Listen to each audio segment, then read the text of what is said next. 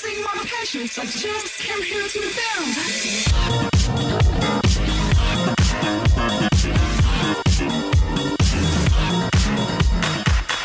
Donc bonjour, on va commencer sans Antonin. Il va arriver, il prendra le train en marche. On va en profiter pour présenter un petit peu les intervenants. Donc comme vous pouvez le constater, nous avons 3 intervenants. Nous avons Svenja, qui est parmi vous,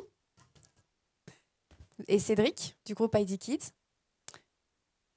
Alors je propose qu'on commence par présenter ID Kids et on va faire une présentation vidéo.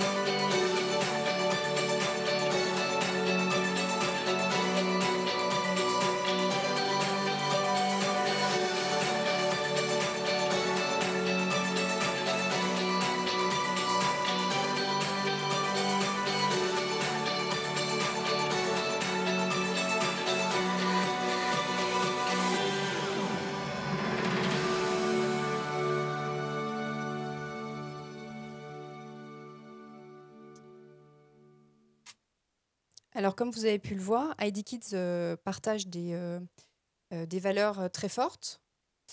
Et donc, Cédric, je voudrais que tu nous expliques un petit peu ces 3 piliers qu'on a vus, qui étaient donc le respect, le partage et le progrès, et ce leitmotiv qui est agir pour que le monde progresse au service de l'enfant qui grandit. Quand on est une société privée et qu'à la base, on fabrique et vend des vêtements et des jouets, comment ça se passe? Comment est-ce qu'on peut s'engager comme ça et qu'est-ce qu'on fait? Alors, je vais revenir rapidement. Bonjour à tous déjà. Je vais revenir rapidement sur la construction d'ID Kids et vous expliquer, au-delà des marques qu'on a présentées, comment on en est arrivé là. Donc aujourd'hui, on a mis en place ID Kids il y a 1 an et demi. À la base, on vient de Camailleux Enfants. On est une émanation de Camailleux Enfants qui est devenue OKID.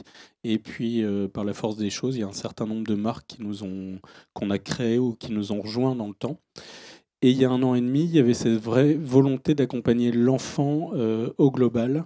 Et donc, il a été décidé de créer un lieu d'accueil Alors, c'est pas une marque ID Kids en tant que telle, mais c'est un lieu d'accueil où on va retrouver l'ensemble des marques, donc OKD, OBaby, Oxybul Éveil et Jeux. Une marque invitée qui est un Jacadi aujourd'hui, mais il y aura peut-être d'autres marques demain, tant qu'ils respectent tout le sens qu'on veut donner à cet ensemblier. Autour de ce lieu d'accueil, il y a une communauté, il y a des communautés qui existent et du contenu. Donc, on prend, je ne sais pas si vous avez déjà vu, il y a le magazine Bubble qui est distribué dans l'ensemble des écoles, où on va montrer aux parents un certain nombre de choses pour aider dans l'éducation de leurs enfants et apprendre aux enfants à grandir. Et tout ça, il y a aussi ID Kids au niveau du contenu. On a un site aujourd'hui qui fait du contenu et de la vente, mais où on va pousser un certain nombre de bonnes idées.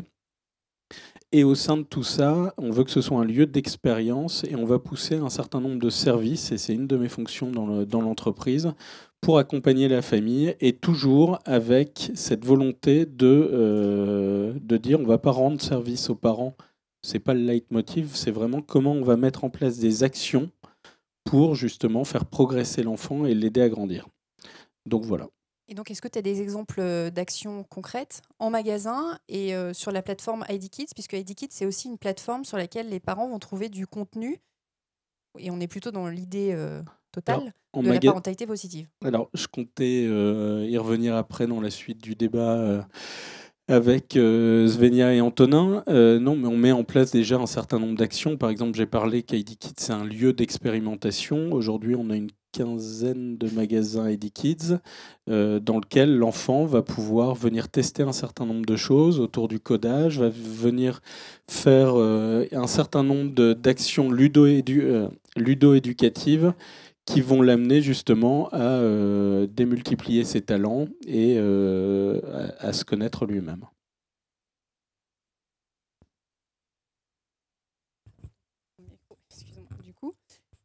Donc on accueille Anthony qui vient d'arriver, le pauvre qui était coincé dans le métro, Antonin de la Ligue, voilà, qui est là. Donc bonjour. Antonin, pour résumer la situation, on vient de présenter le groupe ID Kids, qui a des valeurs qui sont sur certains points assez proches des vôtres, quand on parle de partage, respect, progrès. Et puis je propose à Svenja de présenter un petit peu son tour du monde. Bonjour à tous. Donc moi c'est Svenja, j'ai entrepris un tour du monde où je suis partie sur 6 continents, visité 10 pays et j'ai rencontré plus de 350 personnes, que ce soit des profs, des directeurs d'école, des entrepreneurs, des gens dans le service public, et je me suis intéressée à l'innovation dans l'éducation et plus en général au EdTech, donc comment le numérique peut nous aider à mieux apprendre, à apprendre plus efficacement et à permettre un accès qui soit meilleur, et une personnalisation évidemment. Donc voilà, et donc je vais vous parler de ça et de ce que j'ai vu de particulièrement innovant à travers le monde. Donc on rappelle que l'objet de cette table ronde, c'est éducation numérique en France en 2016, sous l'angle du continuum éducatif. Donc comment est-ce qu'on fait le lien entre la famille, l'école, les activités périscolaires, les amis, etc. Enfin, la vie de l'enfant dans son ensemble. Et justement, Anthony, est-ce que tu peux nous présenter un petit peu l'action de la Ligue, nous donner quelques chiffres peut-être, pour qu'on se rende compte de qui vous êtes? Oui, c'est vrai que là, je suis un peu un passager clandestin. Alors, j'arrive en retard à cause du métro, mais aussi parce qu'on organise un gros événement aujourd'hui, hier, avant-hier et jusqu'à dimanche, qui s'appelle le Salon européen de l'éducation, qui se déroule porte de Versailles. Quand Startup for Kids sera fini, vous pouvez y passer faire un tour. On sera heureux de vous y accueillir. Passager clandestin parce que la Ligue n'est pas spécialement une start-up. Déjà parce qu'on a 150 ans, c'est pas un terme qui existait à l'époque, et qu'on a été créé dans un cadre pas institutionnel du tout, mais qui visait à instituer des choses. C'est-à-dire qu'il y a 150 ans, c'était le Second Empire et on a voulu créer l'école avec nos premiers militants, Jules Ferry, Paul Bert, Jean Massé, etc. Et on a réussi assez vite parce qu'il nous semblait que c'était un enjeu majeur pour avoir une république que d'avoir des républicains. Et pour avoir des républicains, il fallait des enfants éduqués, etc., etc. Le fait qu'on ait 150 ans et qu'on ait créé l'école ne veut pas dire qu'on ne s'intéresse pas au numérique, j'y reviendrai tout à l'heure. Ça explique un petit peu les chiffres que je vais donner et l'ampleur qu'ils ont, parce que de fait, on a eu le temps, depuis 150 ans, de construire la structure qu'on représente et l'ensemble de notre action. Aujourd'hui, la Ligue, c'est la plus grosse, je parle en quantitatif, hein, voilà, association complémentaire de l'école, puisque à la Ligue de l'enseignement, on a 10 000 salariés sur l'ensemble du territoire. C'est aussi une grosse fédération d'associations, 30 000 associations affiliées à la Ligue de l'enseignement sur le territoire, dans 103 fédérations départementales, c'est-à-dire qu'on a une couverture complète en France et dans les DOM. Et on compte 1 600 000 membres et 500 000 bénévoles qui interviennent chaque jour dans des actions éducatives sur l'ensemble des temps éducatifs que tu rappelais fort bien, Jennifer, auprès de l'école, dans les temps périscolaires, en direct par le biais de nos associations affiliées.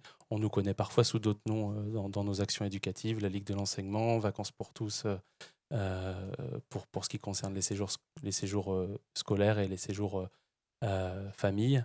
Et puis UCEP, Union sportive de l'enseignement primaire dans l'école, et l'UFOLEP, qui est notre fédération sportive affinitaire. Ok, merci pour cette présentation. Donc voilà, pour vous donner un petit peu une idée du champ d'action de la Ligue. Cédric, est-ce que tu peux nous énoncer des actions que vous avez très concrètes sur la toute petite enfance et la petite enfance, en magasin et pas?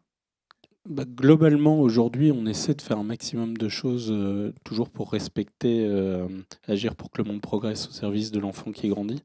Je vais reprendre l'exemple, par exemple, de nos marques, un No Baby aujourd'hui, qu'on qualifie comme une marque apprenante. Il est très important pour nous de penser, quand on pense produit, de penser évolution de l'enfant.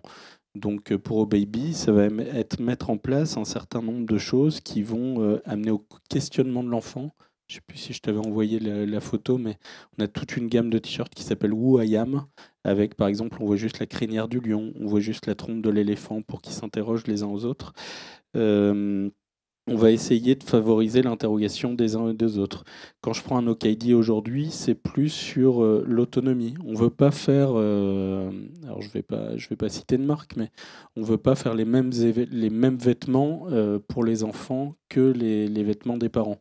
On essaie de trouver à chaque fois qu'est-ce qui va permettre à l'enfant d'être autonome, qu'est-ce qui va permettre de bien s'évoluer dans le style, nos créateurs aujourd'hui vont imaginer quel est le design qui va bien s'adapter à l'enfant. Qui va permettre à l'enfant de s'habiller tout seul, par exemple. Oui, mais après aussi une au niveau de la morphologie, on va essayer de s'adapter à la morphologie de l'enfant. On veut vraiment pas faire, je plagie, mais du pareil au même. La façon, on veut pas que ce soit un mini papa ou une mini maman. Et puis Oxybul, si je reprends donc dans le domaine du jouet, c'est peut-être là où il y a le plus de choses à faire, mais on a toute une grosse gamme ludo-éducative. C'est comment on va réussir à chatouiller un peu les différentes intelligences de l'enfant. On entend beaucoup parler en ce moment des 9 intelligences. Il y a un très bon article sur Bubble, comme ça je fais un peu de pub en même temps, ce mois-ci, mais c'est comment on va réussir à permettre à l'enfant de s'éveiller et de se découvrir là où on arrive à développer ses compétences. Et justement, tu me disais que vous envoyez des messages en push aux parents. Alors ça, c'est dans les actions numériques qu'on fait aujourd'hui. Donc on va revenir un peu plus au sujet. Mais aujourd'hui, on a un certain nombre d'actions concrètes qu'on met en place. Je reviendrai sur les crèches plus tard, mais sur les push avec... on sait que l'enfant se construit... On passe... Moi, je suis papa de 4 enfants. J'ai un mal fou à passer du temps aujourd'hui avec mes enfants en dehors des moments de l'école. Et on sait que ce sont des moments cruciaux dans la façon dont on va aborder, mais c'est pas... être devant la télé et parler avec l'enfant ou autour d'une tablette. Nous, ce qu'on essaie de faire, c'est de donner des moments privilégiés. On appelle ça les 10 minutes de kiff, mais 10 minutes qu'on va passer avec son enfant, où on va être plus dans une phase interrogative. Donc il y a les pilots blabla, je ne sais pas si certains d'entre vous connaissent, mais c'est comment on passe 10 minutes avec son enfant sur l'oreiller, sur des questions. On vient aider les parents par un petit push de l'application Bubble ou par une newsletter qu'on essaie de pousser au moment opportun pour justement amener cette interrogation pour que, au-delà d'aborder l'enfant en disant ça a été quoi tes notes aujourd'hui ou des choses comme ça, c'est plus raconter sa journée par le questionnement, réussir à le faire parler et puis lancer cette discussion. Et puis des idées d'activités aussi à faire facilement. Ça fait partie aussi dans les... Alors il n'y a pas de Bubble ici, mais On essaie de donner les bonnes ficelles aux parents, justement, pour qu'ils passent plus de temps et puis qu'ils aient les bons réflexes aussi. Donc voilà. Et Antonin, est-ce que tu peux rentrer un petit peu plus dans le vif du sujet de certains projets que vous avez développés et que vous développez aujourd'hui, dans cette idée toujours du continuum? Oui, peut-être un petit peu sur les questions numériques, mais il y a peut-être besoin avant d'éléments contextuels euh, pour expliciter pourquoi on fait ça et ce qu'on fait. Euh, Peut-être premier élément, tu disais qu'est-ce qui change en France en 2016 dans l'éducation au numérique. Euh, Sans revenir sur l'ensemble des évolutions sociétales, j'ai peut-être envie quand même d'en parler un tout petit peu, mais il y a déjà un élément majeur qui fait qu'on parle d'éducation au numérique et il se passe des choses en ce moment dans l'école et en dehors de l'école. Ça ne vous a pas échappé, il y a 2 ans maintenant, le gouvernement a lancé un grand plan numérique pour l'éducation, qui est essentiellement un plan d'équipement, et 200 millions d'euros sur la table, et puis je crois que sur les 200 millions d'euros, on doit en avoir 30 qui sont dévolus à des actions éducatives. Mais voilà, qui est essentiellement un plan d'équipement. Ça prend la continuité de ce premier mythe qu'on essaye un tout petit peu de déconstruire. Quelle idée, alors quand on a commencé dans les années 90 à parler de fracture numérique, on a fait comme si la question de la fracture numérique était avant tout une question d'équipement, c'est-à-dire qu'il suffisait de faire en sorte que toutes les familles soient équipées pour qu'on résolve un problème d'inégalité qu'on voyait advenir en se disant les compétences numériques vont être les compétences de demain et il faut absolument équiper tout le monde. Donc voilà, c'était porté évidemment par des grands industriels qui voyaient tout à fait l'intérêt à équiper tout le monde. Aujourd'hui, on est à 95% d'équipement selon un chiffre de l'INSEE quand on parle des jeunes. Ça cache évidemment plein d'inégalités. On peut avoir un smartphone et pas de connexion Internet. Voilà. Mais on voit bien que le problème de la fracture numérique n'est pas résolu. On voit bien notamment que l'ensemble des enfants et des jeunes n'ont pas du tout, en fonction de c'est toujours les mêmes histoires de capital sociaux, etc., mais de l'environnement dans lequel ils évoluent, des enseignants qu'ils rencontrent, des parents qui peuvent ou pas les accompagner, etc., etc., n'ont pas du tout les mêmes pratiques en matière d'usage des outils numériques et en matière de compréhension des outils numériques. Ce qui est un petit peu dramatique quand on sait à quel point les compétences qui sont liées à la compréhension de ces usages et aux usages créatifs du numérique, parce qu'on peut avoir un usage consommateur ou un usage créatif, je le dis un peu brutalement, c'est évidemment plus complexe que ça, sont fondamentales pour ce qui nous concerne, nous, à la Ligue, en tout cas le rôle du citoyen de demain. On ne peut pas imaginer une démocratie plus transversale si on n'accompagne pas les enfants et les jeunes dans ces pratiques-là. Donc voilà, constat que l'équipement ne suffit pas. Constat aujourd'hui que les enseignants ne sont très largement pas encore formés sur ces usages-là. Constat aussi que dans l'école, on prend les choses toujours comme un problème d'équipement très souvent. Pour prendre un exemple très simple, on accompagne les projets éducatifs des territoires. Je ne sais pas si vous voyez ce que c'est.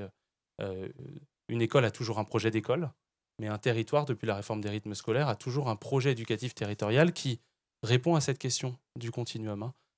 Des parents, des enseignants, des acteurs éducatifs du périscolaire et des collectivités territoriales qui sont autour de la table et qui définissent ensemble, en fonction des besoins de leur territoire, un projet qui doit ensuite s'incarner dans des actions éducatives. Et ben, quand on parle de culture, ça rentre dans le projet éducatif de territoire, mais quand on parle du numérique, aujourd'hui, ça n'y rentre pas. Et on continue à entrer dans la porte numérique par la rencontre avec une entreprise et l'équipement de l'école. Donc, première action qu'on mène localement, c'est de travailler ces projets éducatifs territoriaux dans cette dimension éducative pour que la décision d'équipement réponde à un besoin éducatif et que soit pris en compte tout de suite le besoin en formation des enseignants et l'usage. Parce que ce qui se passe sinon, c'est qu'on a des belles tablettes, des beaux iPads et qui dorment dans la cave, à part 1 ou 2 enseignants qui arrivent à s'en saisir pour X ou Y raison. Et la deuxième manière qu'on a de répondre, c'est le projet dont je parle tout le temps parce qu'il me tient beaucoup à cœur, qui s'appelle Déclic numérique, qui est un projet qu'on a monté avec d'autres acteurs institutionnels et associatifs, et qui répond à ces besoins-là à travers 3 grandes actions. Je ne vais pas pouvoir détailler plus, mais des parcours éducatifs. On a 80 heures d'activités clés en main qui se basent entièrement sur des outils gratuits open source et qui renvoient parfois vers d'autres outils potentiels. Simplement, on a deux manières, nous, de ne pas faire de placement de produits quand on travaille avec les écoles. La première manière, c'est de vendre aucun produit, donc des outils open source et gratuits. Et puis la deuxième manière, c'est de faire l'exhaustivité. On a par exemple un centre de ressources en robotique éducative. L'enjeu, c'est d'avoir toutes les ressources pour n'en défendre aucune, quoi. Donc voilà, donc des parcours éducatifs clés en main, une offre de formation pour les enseignants et les animateurs. Aujourd'hui, en un an, on a formé 200 formateurs nationaux qui sont sur tout le territoire et qui ont déjà formé à peu près 1 millier d'acteurs éducatifs. Et puis une offre de mobilisation.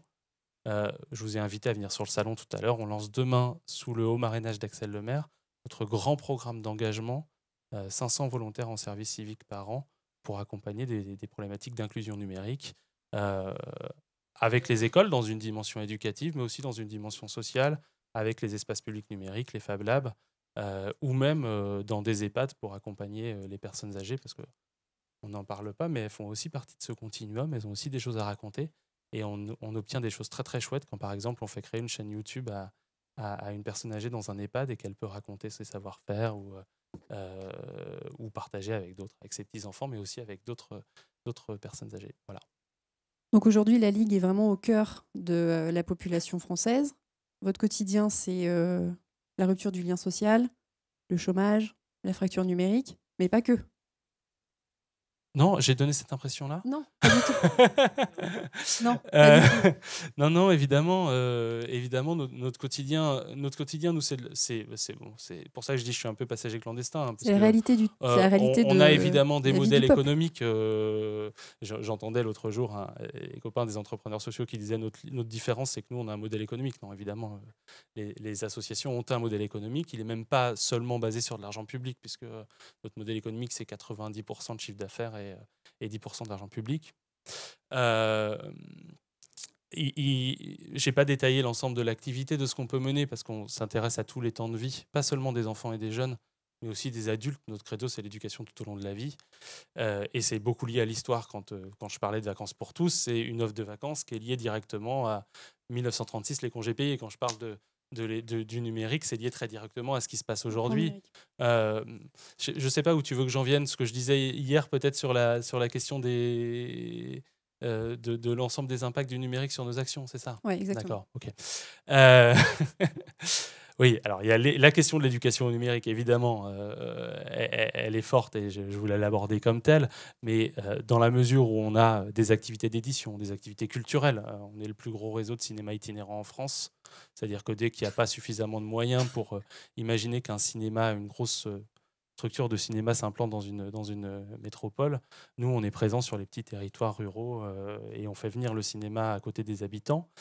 Évidemment, ça c'est quelque chose qui s'est numérisé récemment, ça a permis de faire plein de choses nouvelles, notamment parce que le support est beaucoup plus souple qu'à l'époque du 16 mm, qu'on peut beaucoup plus facilement travailler avec les jeunes sur des projets éducatifs autour de la vidéo, ce qui est un peu salvateur aussi. L'éducation aux usages créatifs, c'est ça aussi, c'est une manière de voir les choses de manière positive, d'arrêter de dire façon la gendarmerie dans l'école, on va vous montrer ce qu'il ne faut pas faire, on va vous faire passer votre permis citoyen d'Internet, et de dire on va produire avec vous des choses de qualité et on va accompagner des usages créatifs pour que lorsque vous ferez peut-être une chaîne YouTube, déjà que vous ayez l'opportunité de le faire, et en plus lorsque vous le ferez, vous aurez conscience de ce qui se joue derrière, des algorithmes qui sont en place, mais aussi de la manière dont vous pouvez communiquer autour de ça. Voilà, je te disais hier aussi que sur les vacances, on était par exemple encore en grosse phase de numérisation. Il y a deux réalités, celle que tu me disais au téléphone. Alors on avait une discussion hier parce que je disais, on est encore sur des catalogues sur les vacances, alors très très loin de la question de la numérisation. C'est aussi lié à une réalité de nos réseaux. C'est-à-dire comme on est très présent sur le terrain, on a moins que d'autres eu besoin d'effectuer cette numérisation très rapidement. Et ce qui est assez drôle, je suis désolé d'être un peu décousu, mais je pense que c'est important de vous le dire. Ce qui est assez drôle, c'est de voir le nombre d'acteurs qui reviennent vers nous aujourd'hui, parce que ce mythe, un petit peu de l'ubérisation de l'économie, vous savez, y compris quand on fait des choses à caractère social, on va mettre en place une plateforme et les gens vont s'auto-organiser localement. Ça fonctionne pas du tout. Parce que ce qui compte pour faire fonctionner une action, c'est qu'on ait des relais locaux, humains. Donc ça ne retire rien à l'intérêt de la plateforme en l'occurrence, mais elle a besoin d'être appuyée sur des vrais réseaux, quoi. Voilà, c'est pour ça par exemple qu'on arrive avec notre projet Lire et faire lire, vous avez peut-être entendu parler de ça, on a monté avec Alexandre Jardin il y a quelques années, à avoir aujourd'hui 15 000 bénévoles, 150 000 enfants bénéficiaires tous les ans qui viennent lire, c'est des bénévoles de plus de 50 ans qui viennent lire des histoires aux enfants. On travaille sur la question numérique de plus en plus, hein, les histoires améliorées, etc. Mais qui viennent lire des histoires aux enfants, simplement double perspective, accompagner le plaisir de lire, c'est aussi une manière de lutter contre les inégalités, et faire vivre du lien intergénérationnel. Vous avez compris que c'était aussi un de nos chevaux de bataille. Et du coup, ça fait le lien, voilà, Cédric. Moi, je réagis juste sur deux, trois petites choses. C'est vrai que les liens intergénérationnels, j'en parlais pas parce que je me suis un peu focusé sur le numérique, mais on a la chance, quoi. J'ai eu la chance de passer quelques jours, il y a 10 jours, dans nos crèches Rigolo comme la vie. Donc c'est un réseau de crèches, on a une 40aine de crèches aujourd'hui, où on essaie de favoriser ça, on essaie de mettre en place des liens. Alors il y a tout ce qui est lecture, on se met souvent juste à côté on essaie de trouver des liaisons avec les maisons de retraite, et c'est fabuleux. Vous verriez les enfants qui regardent justement leur père en train de lire des histoires, et on se rend compte que c'est une vraie problème.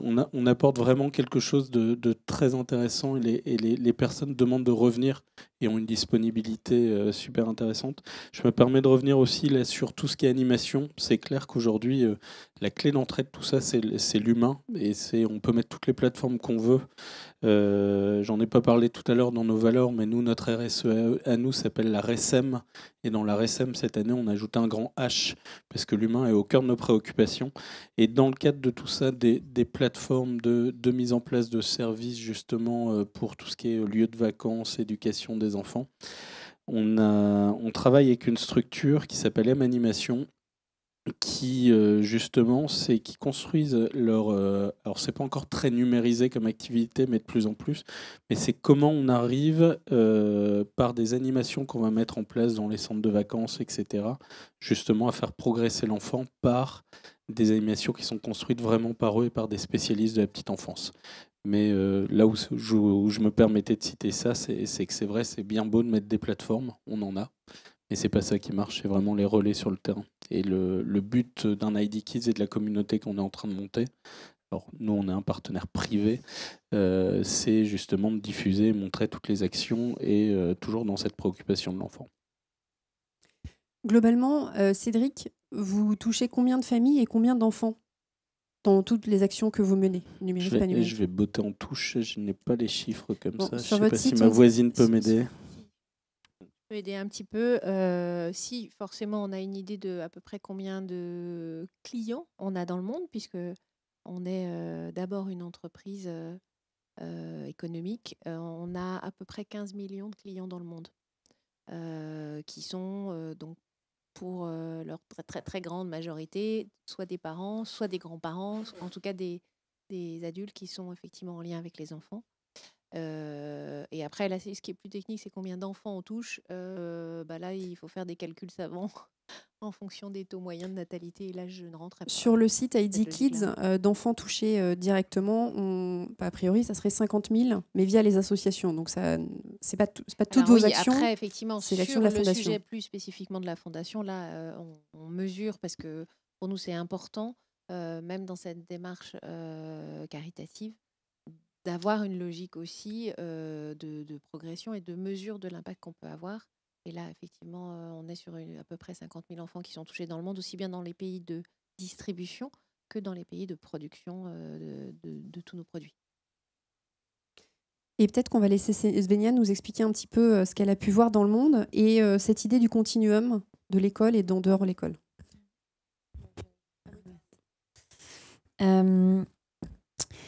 Oui, alors sur le thème éducation et numérique, tout d'abord, j'aimerais vous poser une question. Qu'est-ce que vous pensez que sont les EdTech, donc Education Technologies? Est-ce qu'il y a quelqu'un qui peut me donner une définition de ce terme? Un ou une volontaire? Oui. Alors, je dirais que ce sont des société qui propose des services numériques à destination de l'éducation, des contenus ou des services. Merci. Une autre définition peut-être ?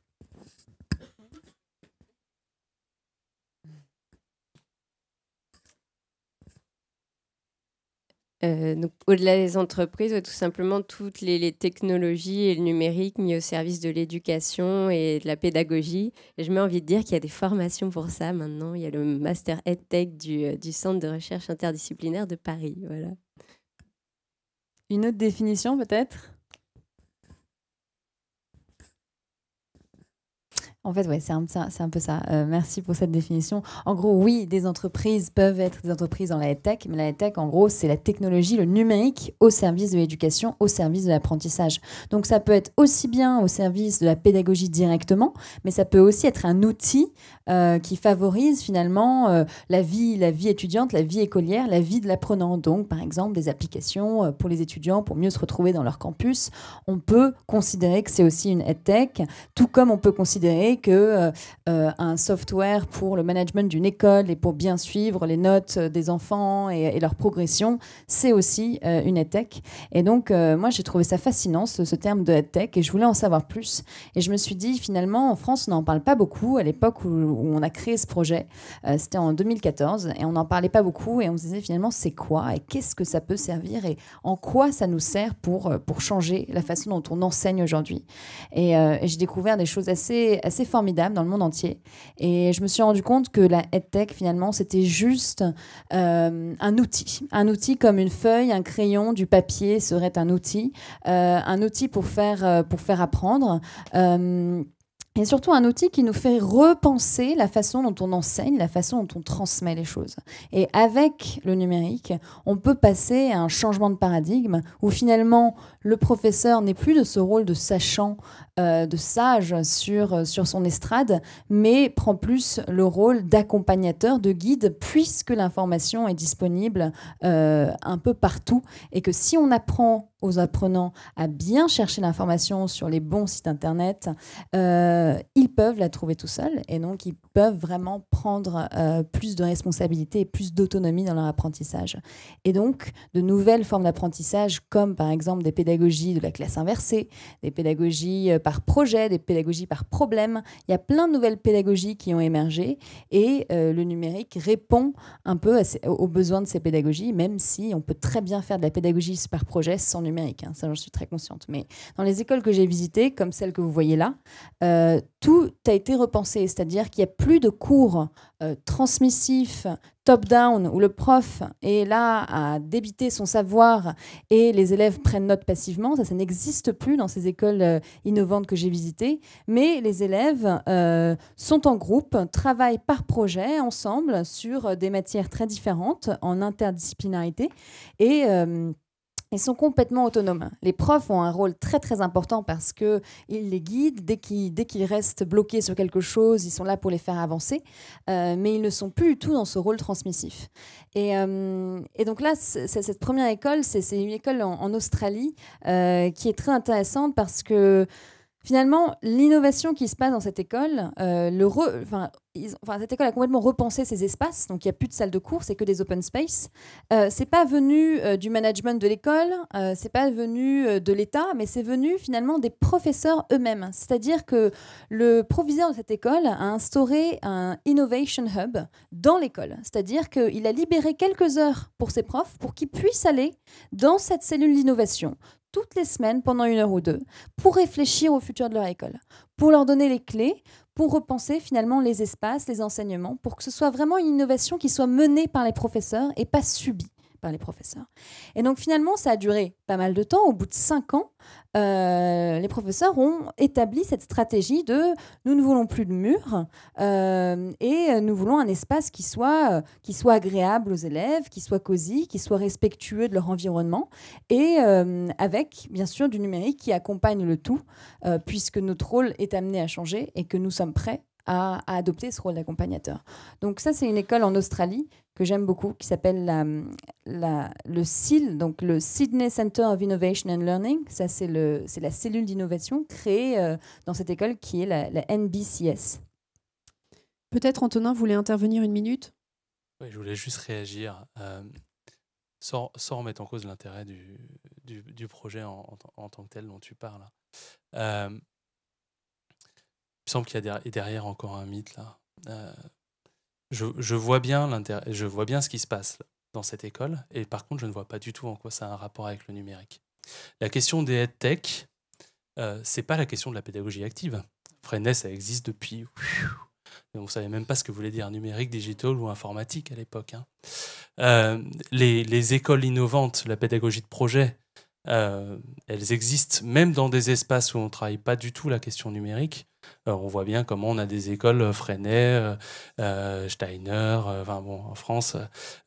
La réalité institutionnelle française, c'est qu'on n'a pas réussi à dépasser le cap de cette pédagogie active et à l'intégrer dans une démarche plus large institutionnelle. On est toujours dans une démarche descendante. Le deuxième mythe qui me semble y avoir aussi, c'est l'idée que finalement, le numérique est forcément au service de ça. J'y crois pas non plus. Si on veut faire du descendant, si on veut fliquer les élèves, si on veut être hyper strict sur les notes et avoir des statistiques sur les élèves, le numérique, c'est un super outil. On peut faire une école verticale bien pire que celle qu'on a aujourd'hui grâce aux outils numériques. Le numérique, du coup, il y a deux choses à se dire. Un, le numérique n'est pas un outil neutre, c'est-à-dire que c'est aussi le mythe de l'équipement. C'est pas parce qu'on va équiper une école qu'on va transformer les choses, c'est parce qu'on sera dans une démarche éducative et qu'on ne se trompera pas d'outils qu'on va réussir à transformer les choses. Bien sûr, mais je suis tout à fait d'accord. D'ailleurs, je n'ai pas dit que c'était forcément au service de cette pédagogie. J'ai dit que le numérique devait être au service d'une pédagogie. C'est parce que tu partais de l'EdTech en disant l'EdTech transforme, etc. etc. Je crois que ce qui se transforme, c'est le changement de regard. Oui, bien sûr, mais c'est dans ma démarche, je suis partie dans cette démarche d'explorer les EdTech. Et finalement, je me suis rendu compte que les EdTech, là où elles avaient le plus d'impact, c'était quand elles étaient au service d'une pédagogie innovante. Mais j'ai très bien dit, on peut très bien faire de la pédagogie sans projet, avec de la pédagogie par projet sans numérique, quoi. C'est très possible. Mais je pense que là où le numérique a de l'impact, c'est quand il est au service de ces nouvelles pédagogies et au service d'une pédagogie plus active, quoi. C'est pour ça que je suis complètement contre les tableaux interactifs, par exemple, parce que ça reproduit un modèle hyper transmissif où le prof est là, au lieu d'avoir une craie et un tableau noir, il a un tableau numérique où il peut jouer avec des choses. Enfin, pour moi, ça reproduit exactement le modèle de la classe qui est hyper transmissive et top-down, où les élèves sont plutôt passifs, quoi. Alors on a aussi, je vous inviterai à aller sur Educavox, on a quelques exemples quand même de profs qui utilisent le tableau blanc d'une manière assez originale, qui détournent un peu l'outil de base. C'est toujours la même chose, c'est l'usage, la façon dont on va l'utiliser qui est importante. Nous, on le voit dans nos ateliers qu'on fait en magasin. Alors, on n'est pas sur l'éducation, on essaie d'accompagner autour de tout ça. Mais quand on utilise... Alors, le numérique, nous, je vais revenir sur 2 points. Numérique, tout ce qui est... on nous demande souvent, mais pourquoi vous n'avez pas d'application, etc. On a un positionnement qui n'est pas encore... On accompagne des gens qui préconisent des applications. Par exemple, Super Julie, qui est dans la salle d'à côté, qui nous aide à dénicher. On a vraiment un rôle de dénicheur avec eux sur les applications qui peuvent avoir du sens. Mais après, nous, dans le numérique, quand Jennifer, tu nous avais posé la question... J'ai parlé tout à l'heure des liens qu'on peut avoir avec la crèche, avec Bubble dessus. On a une sorte de Facebook qui est un lien social entre les parents et les enfants au niveau de la crèche pour avoir de l'interaction. Et après, la troisième façon dont on utilise le numérique, à mon sens aujourd'hui, c'est en lieu d'expérimentation dans les magasins pour que les enfants puissent découvrir avec des systèmes de codage Scratch, comme on entend parler, ou de la programmation sur des petits automates type Dash, comment on arrive justement à avoir cette réflexion et avancer autour de là-dessus. Mais le numérique, à proprement parler, comme usage pour justement accompagner dans l'éducation, on n'est pas là-dessus. Mais cet outil dont tu parles, que vous avez développé pour faire le lien entre la crèche et le parent, il faut absolument réussir à le faire progresser et le faire rentrer dans l'école, parce que ça manque énormément, le lien entre les différents aspects de la vie de l'enfant. C'est ce qui manque terriblement. En France, comme partout dans le monde, ça fait en partie. vrai. Après, c'est toujours la façon dont tu l'adaptes. Quand tu mets en place, on l'a mis là en place que depuis septembre. Donc, c'est vraiment un Facebook, mais dans un seul sens. C'est nous qui apportons l'information. pour que le parent vive et comprenne ce qui a été mis en place au niveau. Alors, il y a toutes les infos qui peuvent se passer, les maladies qu'il peut y avoir dans la crèche, tout ce qui est au niveau des menus, etc. Mais le focus particulier, c'est pourquoi on a fait telle activité, avec quel acteur et quel était le but recherché. Toujours dans cette idée de questionnement derrière pour que on arrive à... Bon, crèche, il y a peut-être un peu moins, mais à partir de 2-3 ans, il y a comment l'enfant va pouvoir... on donne des clés aux parents pour interroger l'enfant sur sa journée du jour. Et l'adhésion a été très très rapide. Mais à la base, on a quand même dû se poser la question, quel est l'usage, quel est le besoin derrière, qu'est-ce qu'on recherche à faire, à montrer aux parents. Et là, peut-être, Svenja, on peut avoir, j'imagine, c'est le propos de cette photo, c'est le poids de l'espace et de l'architecture. Tout à fait, oui. Donc, dans cette école, comme dans les écoles qui suivent, l'architecture a été complètement repensée et les espaces ont été repensés. Donc, ça, c'est une autre école en Nouvelle-Zélande. Si on passe à la photo suivante, en fait, cette école est assez extraordinaire, la Hobsonville Point Secondary School. Il n'y a plus pareil, il n'y a plus de salle de classe. C'est un très, très, très grand espace et il y a des petits coins comme ça où les élèves, ça, c'est encore une autre école, mais il y a des petits coins où les élèves peuvent se retrouver en groupe ou avec un prof. Et voilà, encore une fois, tout ça, ça favorise l'émergence de nouvelles pédagogies et surtout le fait que l'enfant soit plus autonome et travaille en groupe, quoi. Et donc, ce que j'ai beaucoup aimé dans ces écoles, c'est qu'elles étaient vraiment focalisées sur les compétences du 21e siècle, qui sont les 4 C, la créativité, la communication, l'esprit critique et la collaboration. Et ça, c'est extrêmement important de développer ces compétences-là chez les élèves. Et alors, justement, il se trouve qu'on a une chance inouïe. On a une enseignante, là, qui a repensé son espace de classe et qui peut peut-être nous expliquer, nous témoigner, nous expliquer un petit peu ce qu'elle a fait dans sa classe. Moi, j'ai pas fait grand-chose. Je teste pour le département dans lequel je travaille. J'ai des classes de collège. Je suis enseignante de français et on a des chaises roulantes et des tables roulantes aussi. Je sais pas, tu veux montrer ?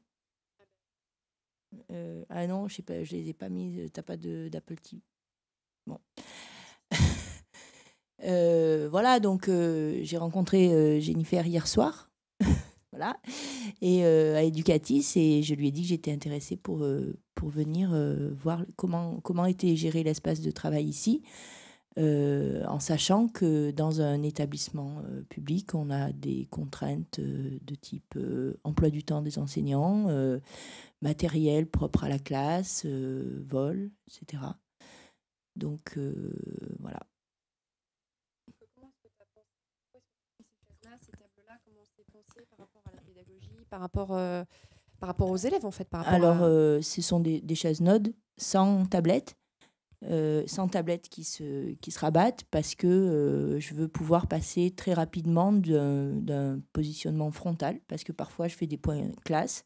Alors j'ai un vidéoprojecteur qui est interactif, mais je ne m'en sers pas en tant qu'interactif. Je veux pouvoir passer rapidement de ce moment où tout le monde regarde le tableau pour que moi j'amène un apport méthodologique ou de contenu, pour qu'on regarde ensemble le travail d'un élève, à un moment où les élèves travaillent ensemble. Et du coup, on a des chaises sans tablette, des tables roulantes qui sont grandes pour 2 mais suffisantes pour 4. Donc les élèves peuvent se retourner immédiatement et continuer le travail en groupe. Voilà. Donc c'est des accessoires, entre guillemets, d'architecture qui permettent aux enfants de collaborer, d'apprendre différemment. Oui, alors on a aussi, je ne sais pas si vous connaissez cette gamme, des paravents qui se mettent sur les côtés des tables et qui sont des ardoises Velleda. Donc on a des iPads, mais on a aussi ces choses qui sont très traditionnelles, en fait, où les élèves, du coup, s'isolent et font des petites cabanes.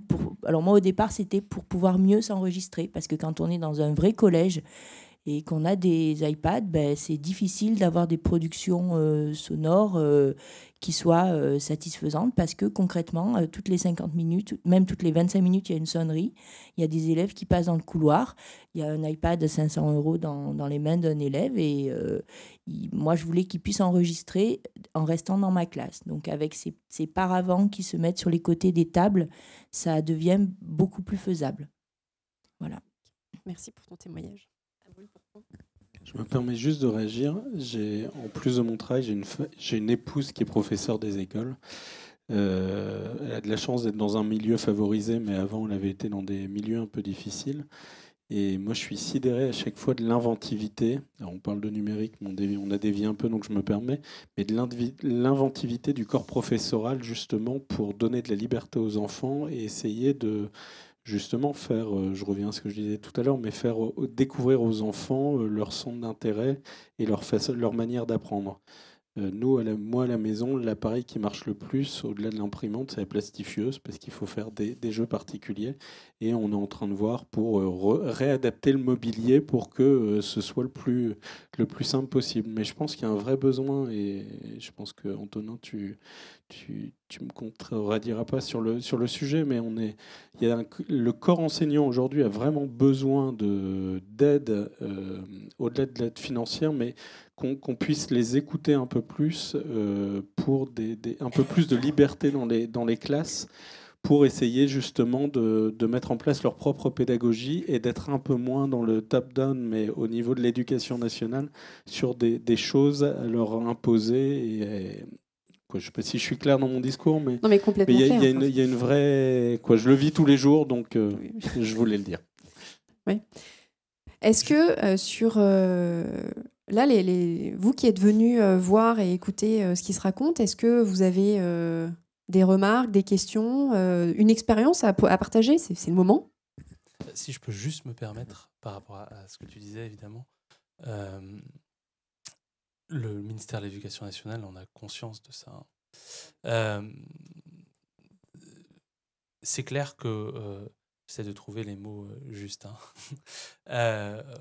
on est dans une institution qui, d'un certain point de vue, est très descendante, mais de fait, il y a énormément d'enseignants sur le terrain qui innovent. Je le vois, par exemple, avec les enseignants qui travaillent avec les copains des Aventuriers, qui est une structure avec laquelle on travaille beaucoup à la Ligue de l'enseignement. Et dans leur classe, alors ils innovent, mais pas parce qu'ils ont décidé d'innover, etc. Ils innovent aussi, et c'était un petit peu en filigrane de ton témoignage, parce qu'on les laisse faire à un moment ou à un autre, parce que ils trouvent dans l'institution des portes d'entrée et d'écoute qui leur permettent de mener ces expérimentations innovantes. Par exemple, aux Aventuriers, les enfants se retrouvent dans une posture de chercheur, donc petit à petit, la classe classique est complètement inversée. Et les enseignants qui témoignent de ça, j'en discutais avec eux hier, disent que à peu près tous, ils ont à peu près tous le même témoignage. Et les doubles, le premier, c'est de dire mon rôle s'est complètement transformé. J'amène plus forcément un savoir, mais je suis avec les élèves en situation de recherche. Donc ils travaillent avec des chercheurs de renommée internationale, parfois sur des sujets de recherche, et puis ils essaient d'aborder les apprentissages de manière transversale à propos de ça. Et puis la deuxième, c'est que ça leur permet une réinvention de leur métier et du coup renouveau en matière aussi d'intérêt, etc., etc. Et la conclusion d'un échange que j'ai eu plus haut niveau avec des gens du ministère, c'est que cette question de la liberté des enseignants était fondamentale. Donc voilà, c'est aussi pour ça qu'il y a des espaces d'incubation au sein du ministère, etc., etc. On n'est pas dans une...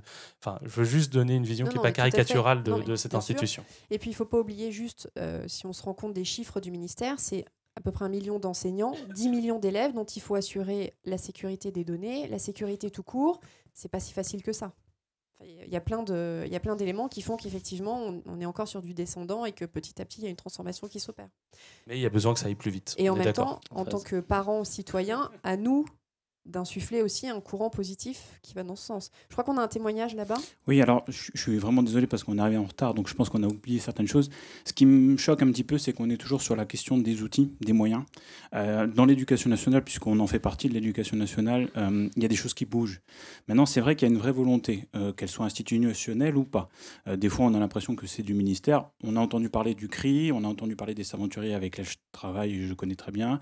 Il ne faut pas oublier une chose, c'est la volonté pédagogique des enseignants. Il y a de plus en plus d'enseignants qui émergent dans leur coin, qui sont sur des réseaux sociaux, qui sont sur Twitter, etc., qui voient des choses. Mais ce qui me paraît hyper important sur ce qu'on a vu là, c'est qu'à un moment, on a entendu que c'était une volonté d'un établissement, de mettre en relation des profs, de réfléchir ensemble pendant 5 ans, etc. Que ce soit un outil de moyen avec les chaises Node, comme on a pu voir, qui sont finalement quelque part des chaises où on pourrait...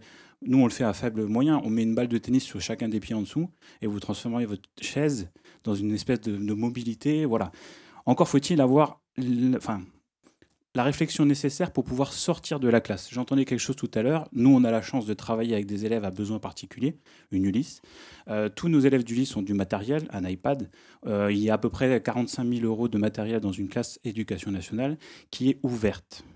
Donc ça veut dire que les étudiants, les enfants, les adultes rentrent en permanence. En 3 ans de fonctionnement, il n'y a jamais rien qui a disparu, pour la bonne et simple raison qu'on a fait confiance aux étudiants qui étaient là, aux élèves, et cette confiance, elle est réciproque. Ça, je pense que c'est quelque chose qu'on a oublié, de montrer que finalement les élèves peuvent apprendre par eux-mêmes, et c'est l'intérêt des cris et des aventuriers avec François Tadei, de l'école de la recherche par les élèves pour les élèves, et nous, il faut vraiment qu'on soit dans l'accompagnement. Après, nous, dans l'éducation nationale, nous, on est dans un établissement où il y a à peu près 200 profs, 300 profs. Il y a des enseignants qui ont la volonté, il y en a d'autres qui sont empâtés dans un circuit qui, voilà. Il y a des volontés, qu'elles soient ministérielles, départementales, rectorales, etc. Mais je pense que toutes ces actions-là, il faut les faire connaître. Et c'est la communauté des réseaux, des Fab Labs, des Educ Labs, les Learning Labs, etc., qui va faire bouger les choses. Et c'est pas une histoire de moyens, en fait. Voilà, donc c'était juste pour dire que tout ça, je suis entièrement d'accord, mais il ne faut pas qu'on se trompe entre l'outil, qui finalement, le numérique est un outil au service des pédagogies de projet, Montessori, Freinet, tout ça, mais une réelle volonté de l'éducation qui a envie de bouger les choses. Mais encore faut-il que ce soit les élèves. En fait, c'est les élèves qui vont faire bouger les choses et c'est à nous d'accompagner. Et je pense que c'est ça l'école du XXIe siècle. Voilà, c'est ce que je voulais dire. Est-ce qu'il y a des réactions? Oui, Michel? Oui, Michel Pérez, ANAE Educavox. Et donc, je voulais simplement rappeler que tout ne vient pas du ministère pour les équipements, et loin de là, parce que, hormis le plan numérique qui se fait à parité avec un financement d'État et de collectivités territoriales sur projet, ce sont les collectivités territoriales qui équipent, ce n'est pas le ministère. Donc, il faut bien savoir que tout part du terrain, en réalité, tout part des projets des établissements qui sont soumis à la collectivité, alors la mairie pour l'école, le conseil départemental pour le collège, la région pour les lycées, et que tout ça, ça se négocie, ça se discute autour de projets. Et le numérique, là-dedans, il vient simplement renforcer des projets pédagogiques. Le numérique, j'ai coutume de dire, c'est un amplificateur. Il amplifie ce qui est bien comme ce qui est mal. Si vous travaillez mal, pédagogiquement, le numérique fera une catastrophe. Et ça a été écrit, ça a été analysé, ça a été répertorié par des recherches pédagogiques. Il ne suffit pas d'avoir du numérique pour faire de bonnes choses. Il faut d'abord avoir un projet pédagogique et le numérique vient appuyer ce projet. Et quel que soit d'ailleurs le numérique, les tableaux blancs, on en a vu des usages magnifiques et très interactifs et très proactifs de la part des élèves qui travaillent, qui ouvrent des fenêtres, qui écoutent de la vidéo, qui voient du son, de l'image, etc. Et qui eux-mêmes interviennent. J'en ai même vu au Royaume-Uni un apprentissage de l'anglais, langue maternelle, du tableau blanc, magnifique, associant les mots, la composition des phrases, la lecture de la phrase par la machine, la reconnaissance des mots, des sons. Enfin, on peut faire des très belles choses, mais on peut faire aussi n'importe quoi. On peut faire aussi le cours traditionnel au tableau blanc. Donc attention, et là je suis d'accord avec ce qui a été dit tout à l'heure, tout dépend de la posture pédagogique qu'on a. Et c'est vrai qu'on sait bien que Freinet, aujourd'hui, serait tout à fait servi et valorisé par le numérique, parce que le numérique, il propose tout. Il propose la bibliothèque, il propose l'imprimerie, il propose... on peut même, ce qu'on ne pouvait pas faire à l'époque de Freinet, s'enregistrer, on peut se filmer, c'est magnifique. Donc, il faut revisiter Freinet à l'heure du numérique. Voilà. Tadei. Oui, je suis tout à fait d'accord avec vous. C'est vrai que j'étais un peu extrême tout à l'heure. Tout dépend, effectivement. La majorité... Enfin, en fait, ce tableau numérique a été conçu finalement pour remplacer le tableau noir, mais tout dépend de son usage. Effectivement, on peut très bien l'utiliser d'une façon très active et voilà. Mais en soi, il réplique un petit peu le modèle, c'est tout. Mais je suis d'accord avec vous. Ouais. Oui, je m'appelle Marion Aubry. En fait, je travaille pour BPI France. Donc, nous, potentiellement, on peut investir dans le secteur, dans des startups dans le domaine des EdTech. Pour l'instant, on a investi dans une startup qui s'appelle Open Classroom dans le domaine de la formation continue. Mais c'est vrai que pour l'instant, on n'a pas nécessairement trouvé des sujets dans le domaine de l'enseignement plutôt scolaire. Et j'avais une question par rapport au déploiement des tablettes. Alors, il me semble que les tablettes ont été déployées, si je ne me trompe pas, en début d'année scolaire dans les classes de 5e. Donc, si je ne me trompe pas. En partie. Donc, en tout cas, comme il y a des profs dans la salle, ça m'intéresserait de savoir quel usage vous en faites aujourd'hui. Je peux témoigner aussi. Donc, moi, je suis dans le département de la Drôme, Académie de Grenoble. J'ai des classes mobiles depuis 2 ans. Donc, on a 3 classes mobiles pour un établissement de 850 élèves. Et cette année, donc, on bénéficie du plan numérique pour équiper les élèves de 5e. Ça fait 250 tablettes. Alors, avant de pouvoir donner les tablettes aux élèves, ça va se faire dans 15 jours. On a dû résoudre pas mal de problèmes. Donc, effectivement, sur le papier, c'est septembre, mais dans les faits, on est les premiers de l'académie à distribuer nos tablettes. Ça sera dans 15 jours. Donc, le Wi-Fi dans tout l'établissement pendant les vacances par la collectivité. L'enrôlement des tablettes, puisqu'il faut évidemment gérer l'achat des applications, gérer la sécurité, le fait que les tablettes soient verrouillées ou pas, choisir si les tablettes restent le soir dans l'établissement ou si elles rentrent à la maison. Et ça, c'est au niveau de la responsabilité, c'est énorme. Faire signer des conventions de prêt, gérer aussi les soucis d'assurance, parce que si un élève casse sa tablette, c'est une chose, si un élève casse la tablette du copain, c'est autre chose, s'il la casse à la maison, etc. Et puis surtout, quelque chose qui est fondamental, c'est la formation des enseignants, parce qu'on peut donner des tablettes à n'importe qui. Voilà, donc moi j'ai formé mes collègues avec un collègue. On a fait déjà 2 demi-journées avant les vacances d'été, une journée complète là, il y a 15 jours. Et on prévoit une journée disciplinaire plus de l'accompagnement dans les classes. Et là, peut-être qu'en janvier, on va pouvoir commencer à travailler. Mais c'est pas, effectivement, c'est de l'argent, mais c'est pas que de l'argent. Et on a la chance d'être dans un département où tout va bien, où on a quelqu'un du département qui nous aide et qui est là tout le temps pour résoudre les petits problèmes de proxy, débit Internet, etc., etc.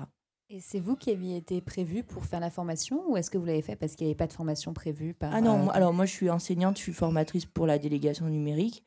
Donc en fait, il y a un référent par établissement qui a un contact avec le chef d'établissement, qui voit au niveau du contrat d'objectif quelle est la place du numérique dans le contrat d'objectif, qui fait un diagnostic et qui ensuite prévoit la formation suivant les besoins du terrain.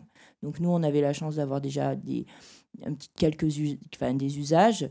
Et puis on est deux enseignants formateurs dans cet établissement, et c'est pour ça qu'on est les premiers à pouvoir déployer, parce que dans notre académie, il y a la Haute-Savoie. Pour traverser une vallée, il faut 1h30 de route. C'est vraiment des problématiques humaines importantes. Voilà. Merci. Pardon. Encore une intervention, allez-y, je vous en prie. Il me vient une question à Antonin ou à Madame qui est enseignante. Si vous aviez 3 qualités fondamentales à donner à l'usage d'une tablette dans une classe, quelles seraient-elles? 3 qualités et singularités liées à l'usage de la tablette. En gros, c'est que permet la tablette? Oui, qu'est-ce que ça apporte? Moi, je pense que ça apporte d'abord la participation de tous les élèves dans des activités très simples qui ressemblent à ce qu'on faisait avant, c'est-à-dire les exerciceurs, où du coup, tous les élèves participent. Pour moi, ça, c'est fondamental. Ensuite, ça permet de différencier. Et puis, troisièmement, je dirais que ça permet d'ouvrir les murs de la classe, parce que, effectivement, c'est des ressources illimité, et puis c'est une façon de s'exprimer immédiate. Enfin, moi, je participe au dispositif de la TWICT, et on travaille avec des classes du Québec, voilà, du monde entier. Donc pour moi, ce serait les 3 choses nouvelles que permet la tablette. Est-ce qu'on peut résumer et faire un raccourci en disant qu'il y a une question d'égalité des chances et de liberté? Oui, d'ouverture, oui. Ok. Antonin? Oui, il y a l'autocorrection aussi. Je pense que c'est aussi l'enfant il est autonome, il a de la liberté. Ça, en fait, ça va avec. Moi, dans la manière que j'ai de faire classe, l'élève, il y a une correction automatique. Du coup, le statut de l'erreur change complètement. Déjà, c'est la machine qui dit qu'on a faux. Du coup, l'enseignant, il n'est pas là pour juger, il est là pour aider. Et donc, on a moins peur de montrer ses résultats. Et les résultats, ils sont tout de suite reçus par l'enseignant. Et on peut immédiatement faire un retour. Donc là, c'est la différenciation aussi. Je suis content de ne pas avoir eu à répondre à la question parce que j'aurais botté en touche un petit peu en disant c'est la tablette ou autre chose. Ce qui compte, c'est qu'est-ce qu'on veut faire comme projet éducatif et qu'est-ce que l'outil qu'on a choisi permet. Ça me permet juste de rebondir sur cette question que vous évoquiez, monsieur, tout à l'heure. Vous avez eu raison de redire qui avait la responsabilité des équipements des établissements, évidemment. Je ne suis pas sûr qu'on soit toujours dans le meilleur des mondes. Je suis même sûr de l'inverse. Pour avoir travaillé sur le terrain, moi j'ai été délégué général de la Ligue de l'enseignement de Lyon, puis de la Ligue de l'enseignement de Saône-et-Loire.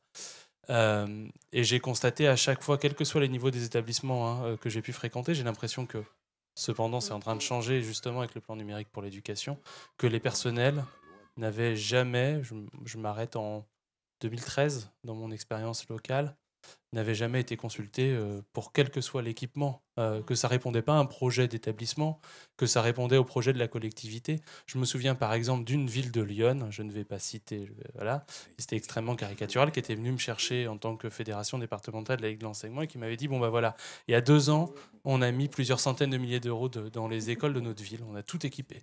Il y a des ordinateurs partout et les enseignants ne les utilisent pas. Comment on fait ?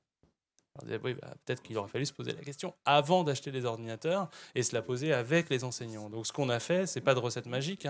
On a été chercher l'inspection académique, on a été chercher les enseignants, on a été chercher les directeurs d'établissement et on a travaillé avec l'ensemble des acteurs de la communauté éducative à la réflexion sur le projet éducatif autour de ces outils qui existaient. On a travaillé avec des volontaires en service civique qui sont intervenus dans les établissements avec la complicité des enseignants. Et on a petit à petit fait émerger des pratiques c'est une expérience qui a duré 3 ans autour de ces outils-là, qui étaient déjà malheureusement du coup un peu dépassés parce qu'ils avaient été achetés à la fin 5 ans auparavant, quoi. Donc voilà, c'est ce que je voulais dire quand je disais il doit y avoir un projet éducatif avant. C'est vraiment ça, c'est-à-dire que la question qui me semble intéressante, c'est pas tant celle de la tablette que celle du projet, quoi. Et après, la tablette ou autre chose.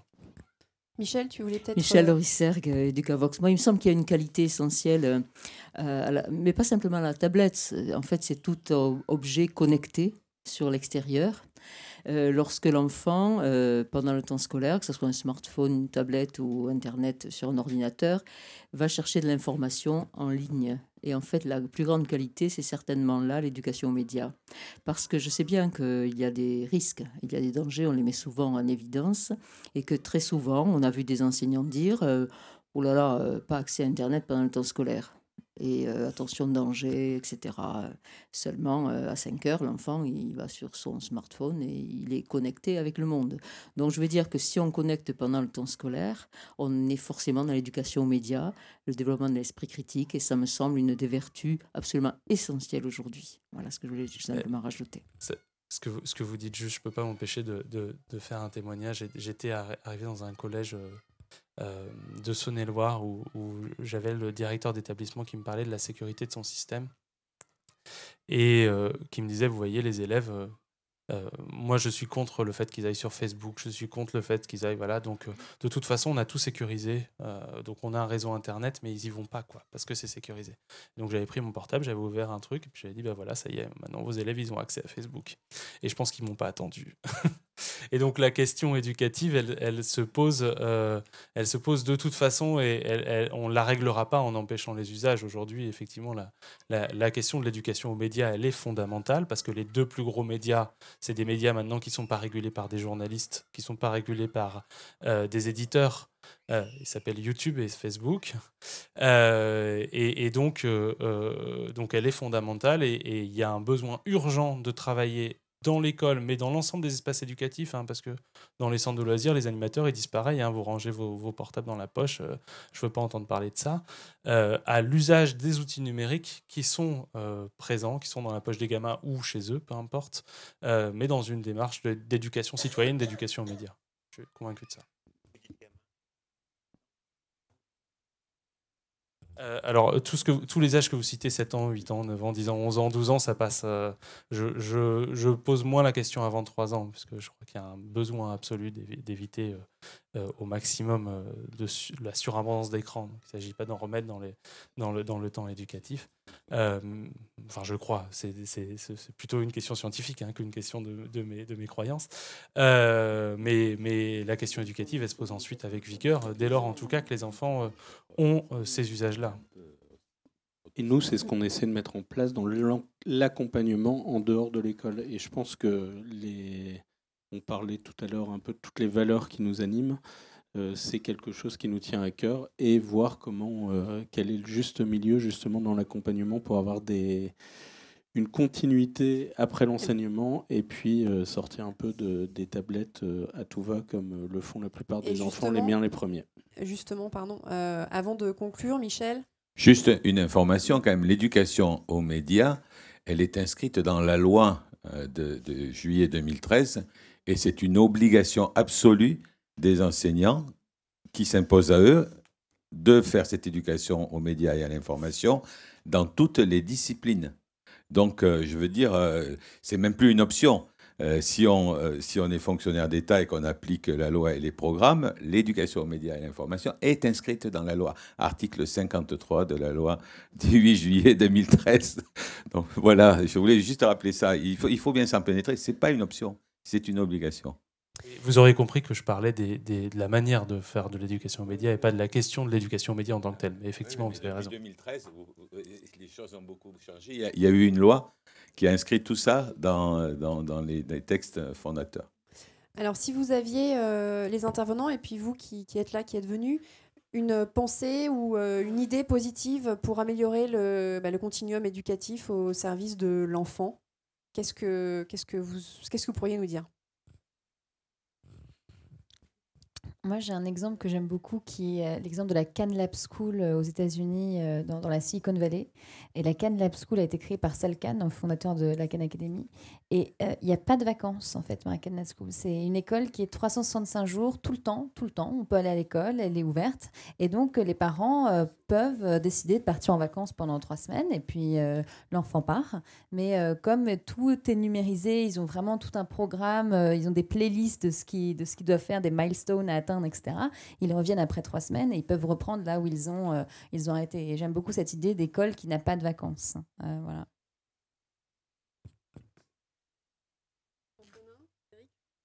Moi, je reprends un peu ce que je disais tout à l'heure, c'est avoir des moments privilégiés avec l'enfant et utiliser justement le numérique pour ça, pour aider les parents à justement bien questionner l'enfant et bien accompagner l'enfant. Je pense que c'est crucial. La tablette, on ne pourra pas l'empêcher en tant que tel, mais après, on peut, nous, c'est le rôle qu'on se donne sur tout ce qui est application, aider les parents justement à sélectionner les bonnes applis et le bon contenu. Après, on sait que il y a YouTube hier qui a sorti son YouTube for Kids. Le contenu est géré par YouTube. On ne va pas dire que c'est des spécialistes de l'enfance derrière qui seront derrière. Je demande à voir. Mais... Donc voilà, il y a beaucoup de choses où on peut se perdre. Nous, on essaie de donner les bonnes clés et puis permettre aux parents d'accompagner au mieux leurs enfants pour les échanges au quotidien. Et Antonin ? Excuse-moi, est-ce que tu peux répéter la question de départ ? Quelle serait ton idée ou ta pensée positive pour améliorer cette histoire du continuum éducatif au service de l'enfance ? En guise de conclusion. Non, moi, je pense que cette question du continuum éducatif, elle est elle est indispensable et il faut qu'on se souvienne tous les uns et les autres qu'on est des acteurs au service de l'éducation des enfants, d'une manière ou d'une autre. Chacun a sa place, mais qu'on n'ait pas peur de le dire, de le revendiquer au service de l'éducation, au service de l'école. Voilà. Oui, parce qu'en fait, on est des citoyens et qu'on a le droit d'aller voir nos politiques qu'on a élus pour leur demander des comptes sur le PEDT, le fameux dossier territorial. Exactement. On est parents, peut-être, ou enseignants. Donc, à nous de jouer. Est-ce que vous voulez partager d'autres idées, d'autres pensées ? Vous pouvez le faire de toute façon aussi sur Twitter si vous voulez, a posteriori, si vous avez une idée qui arrive un petit peu après. Vous avez vu le hashtag S4K16. Et en fait, il y aura un article sur Educavox qui résumera ce qu'on s'est dit avec tous les liens des différents intervenants. Donc n'hésitez pas à consulter voilà, le site. Et merci 1000 fois d'être venu, d'avoir été attentif et actif. Merci à vous. Merci.